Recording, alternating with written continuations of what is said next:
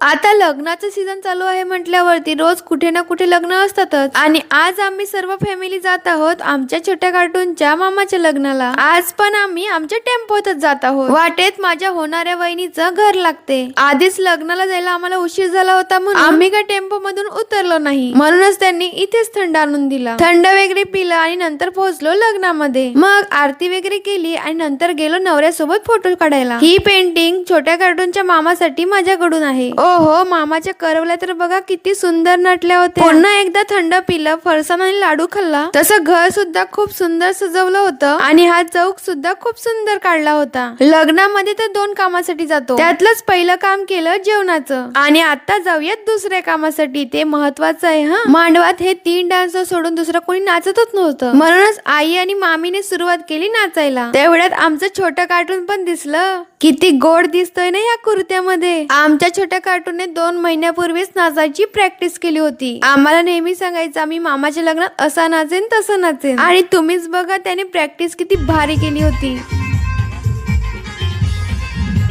आमची फॅमिली एकत्र असली की नाचायला फुल राडा तर होणारच।